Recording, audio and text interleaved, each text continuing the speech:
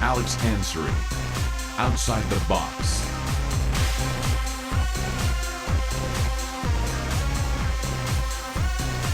Good evening, ladies and gentlemen. It is another edition of Outside the Box TV. I'm your host, Alex Ansary. Mike Smith, also known as Mohawk Mike, is with me again. It's been a few months. How you doing? It's great to be here with you, Alex. How's your summer been?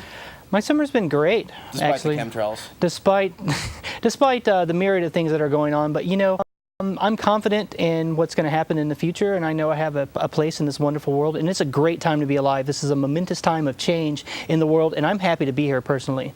And you're working on a documentary. We'll talk about some of the concepts that you're bringing up in the documentary tonight. No, sure. You brought a clip tonight that we're going to play in a little bit.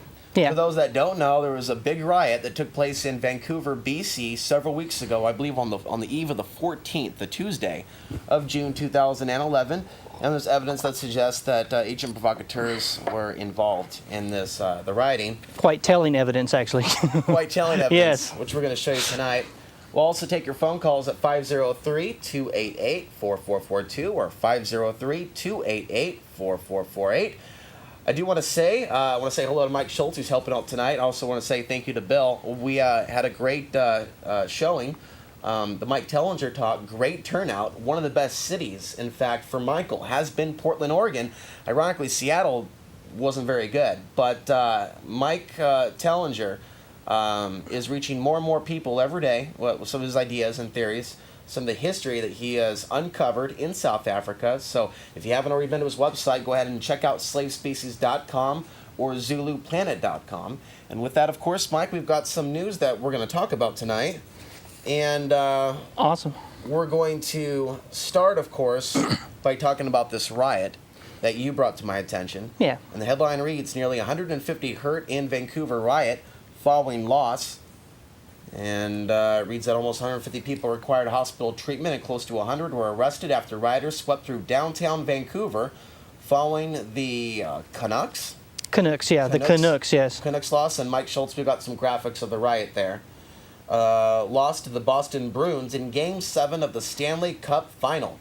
Rioting and looting left cars burned, stores in shambles, and windows shattered over a roughly 10-block radius of the city's main shopping district. Vancouver Mayor Gregory Robertson said organized hoodlums bid on creating chaos inside the riot in his city, while city councilor Suzanne Anton said the rioting had shaken Vancouver and overshadowed the hockey team's playoff run. And we're going to go through and take a look at some of these slides in rapid succession.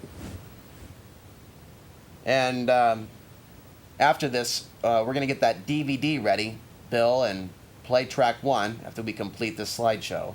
Sure. I'd like to preface the DVD and explain what it is before people see it. Okay, let's pause here. This is a little romantic scene we saw here at the protest. This is one of the most amazing pieces of footage that I've seen of that whole riot. It's amazing to me that people can break for love. I mean, this looks like a scene out of a movie, like From Here to Eternity or something. And it's almost heartwarming if it wasn't juxtaposed against drug-addled, mind-numbing jocks tearing apart a city. You know, but still, I mean, that's a beautiful image as far as I'm I've concerned. been missing out some of these protests in Portland. How about you? All right, so we've got some other pictures here. Woo! Woo! Oh yeah, it's a party. We're gonna party like it's time to tear Look apart. at that guy in the back with his shirt off. He's flexed and ready to go. Just looking for an excuse. Hey, he looks like Tupac. They're really fighting for their freedom, Mike. Now, Oh, yeah. why a soccer game, rather a hockey game? What's your take on this? What have you found out? Well, in my humble opinion, basically mass media is manipulating the masses in all countries around the world, similarly to the way that people were manipulated in ancient Rome. The Roman gladiatorial games were pitting one town, one city, or one province against the other, and they were having gladiators. But we have sports teams, and this whole rivalry gets built up in people's consciousness, and it erupts forward and manifests itself in the form of violence, and that's what we're seeing here, Alex. And one note on multimedia, pop culture, and its impact on people. Talk a little bit about how the subconscious doesn't differentiate between Sure. fact or fiction. In my research for this film I'm doing, Enter the Mind Prison, I'm reading about how television especially interfaces with the mind and what's going on neurochemically when you watch TV. And when you watch television, one of the things that happens is your mind is constantly vacillating between fight, flight, and suppression. In the real world, when you see something that's violent, especially because if it bleeds, it leads. Okay, that's the bulk of what's on TV is violent content. Everybody knows this. But in the real world, when you see something violent, you have to respond to it either in fight or flight.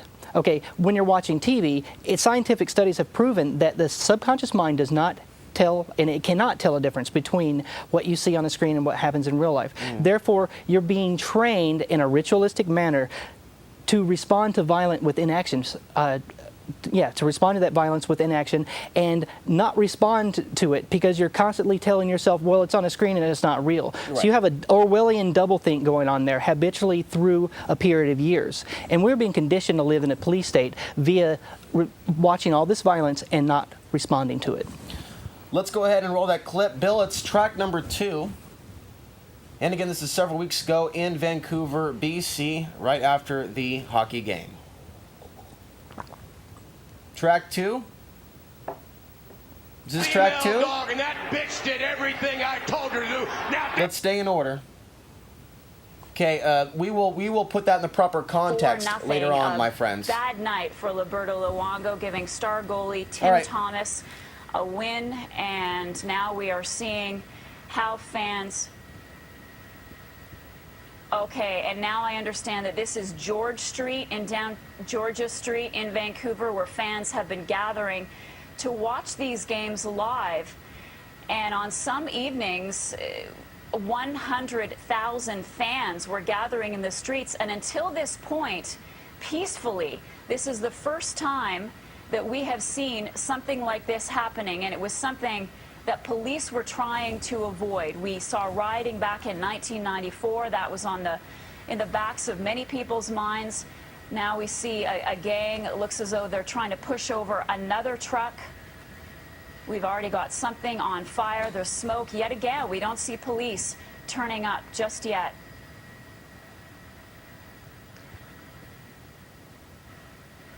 Looking right at us with masks over their face, or at least one potential staff member sitting there with a tie on. Hard to tell, but you see they have bandanas over their faces. Some of them are... oh yeah, those are legitimate anarchists. Oh yeah, that guy looks like... Good question. Looks like your average jeans and a t-shirt kind of guy, Alex. The same brush, but these are people who appear to be clad in black with the black bandana. These are people that we've seen in the past. Now you say one of these gentlemen had some handcuffs in the back of his pocket. Absolutely. That's coming up here shortly, isn't it? Actually, it just went by in the video. If you're watching this online, pause it at a minute and 30 seconds and then watch the guy with the black sweater on, the blue bandana. You can see in his back pocket that there's handcuffs.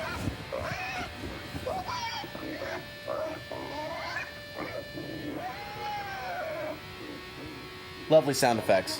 Thank you. Thank you. Personally, I don't have much against cops. I have something against pigs. When a cop behaves like a pig, we should call him out on it. We should call him what Huey P. Newton called them. You know, I can't use those expletives on your show, but...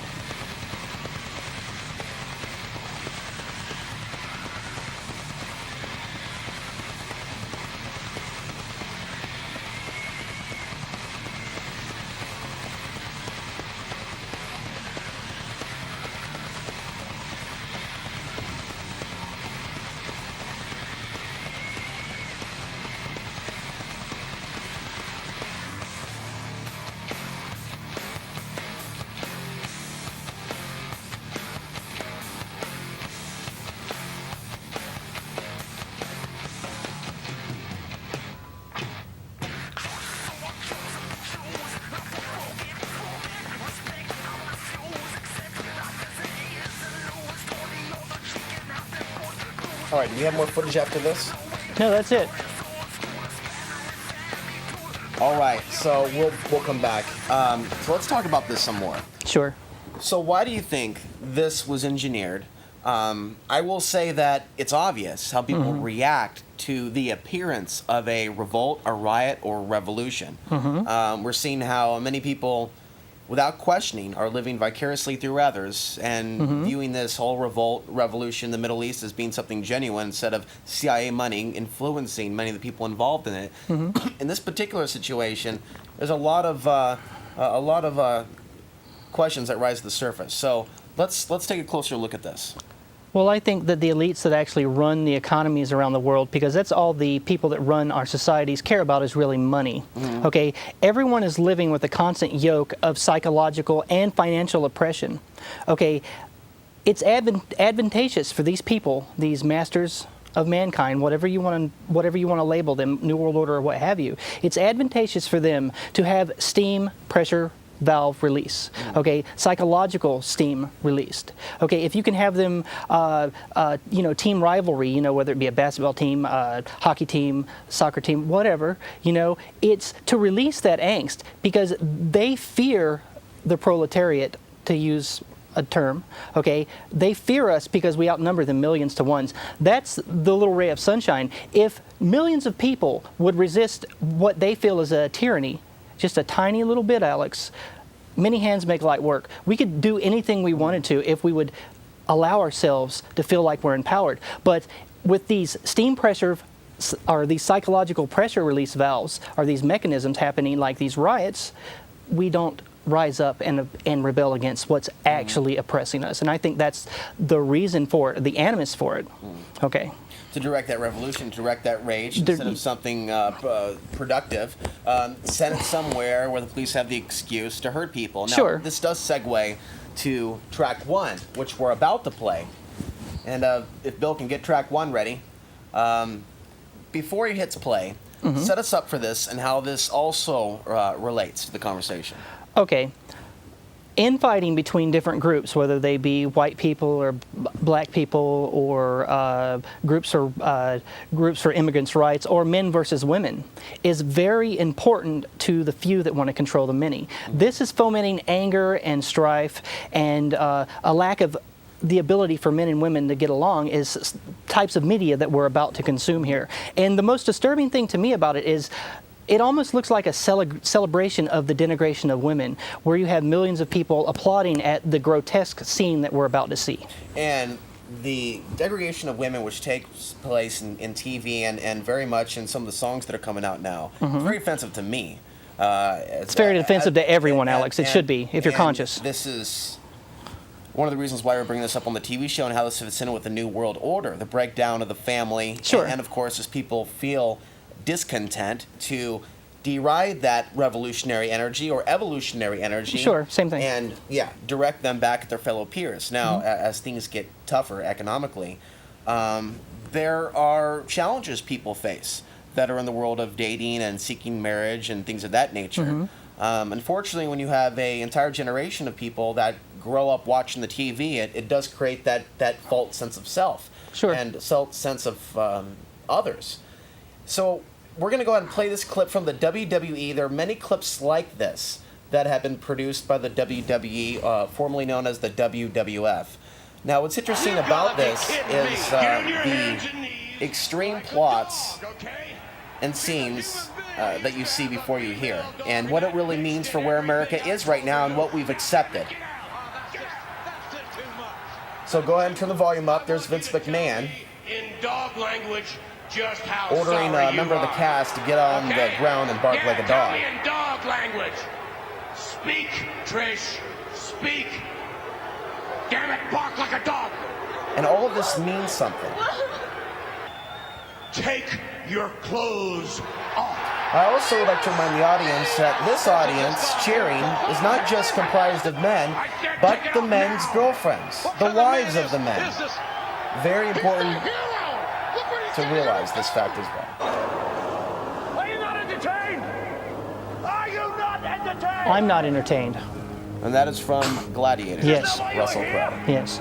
Okay, so we see Lady Gaga, and Sure. we've talked about that. Yes, we have. Christina Aguilera. Same kind of concept. In the sex slave role. turned 107.5 the other day, and just several seconds of one song, and I can just maybe make out a sentence.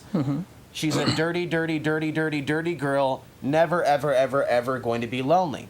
There was another song that came in, we're going to do it tonight because we may not live to see tomorrow. And there were other songs, and it just gets worse and worse and worse.